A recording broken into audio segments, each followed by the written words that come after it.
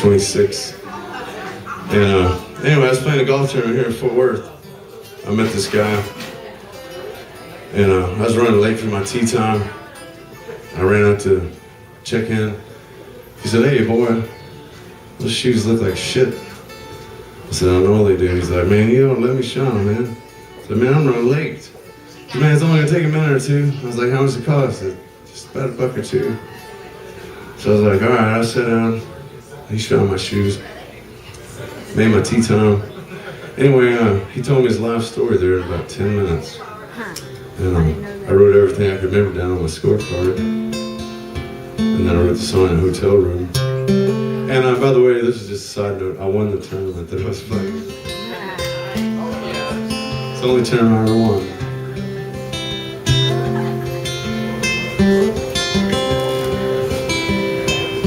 He came from Baltimore, Maryland, in the spring of '41.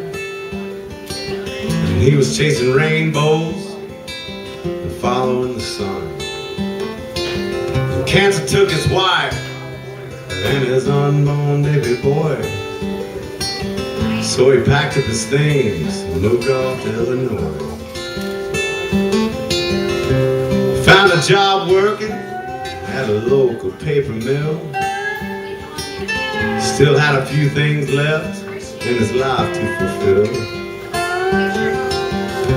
And he was a Christian, but he couldn't understand how I'd been dealt such a god-awful hand. 'Cause he was Butler.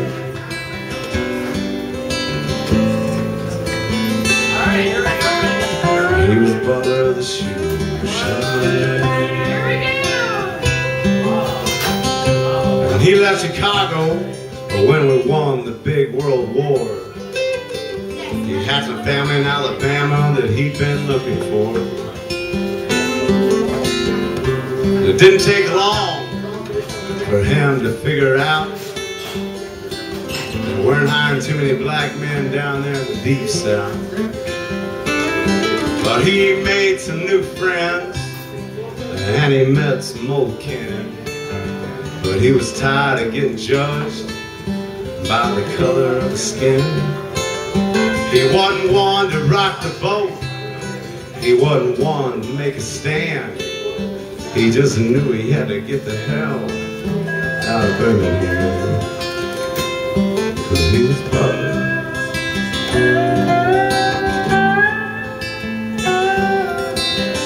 He was Butler the Shoeshine Man. He'll shine your shoes on $40 sold. If you listen real close, I swear, to touch your soul. Oh, Butler.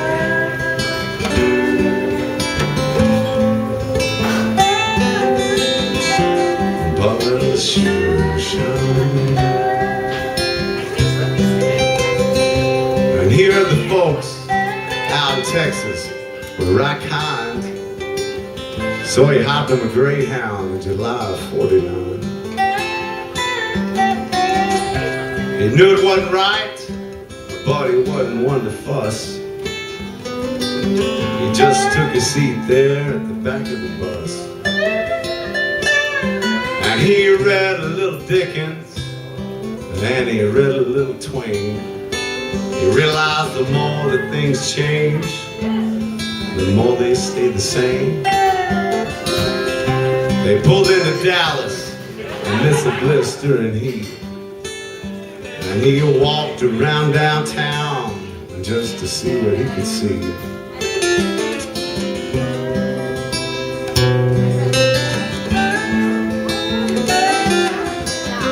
He was Butler the Shoeshine Man. Had the shirt on his back with an old worn-out pair of pants.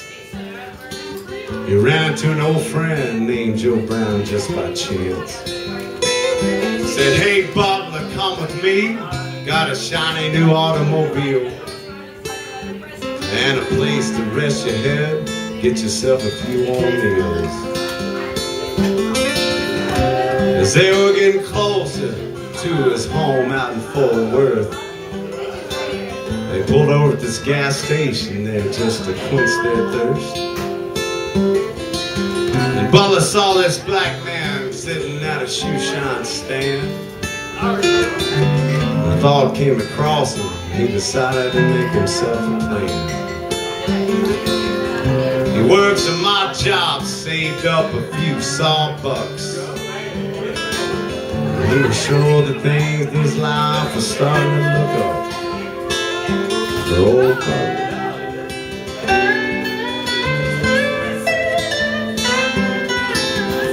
For Butler the Shoeshine.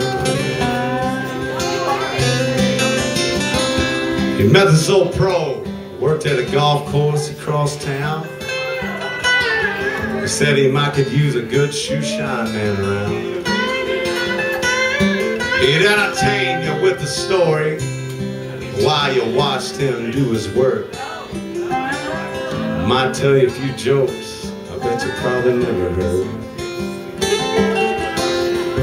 And listening to Butler's stories was like hearing a history professor teach.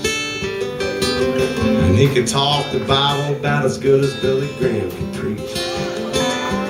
And that was 50 years to the day since his lovely wife passed on. The Lord came a-calling and said, son, I'm a-bringing you home. And I attended his funeral just to honor his name. And there was 4,000 others there who felt the same way.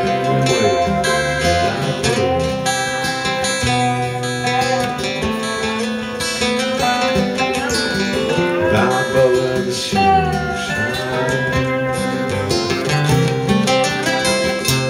You'll shine your shoes up for $8 sold. Listen real close, I swear, to touch your soul. Oh, Butler.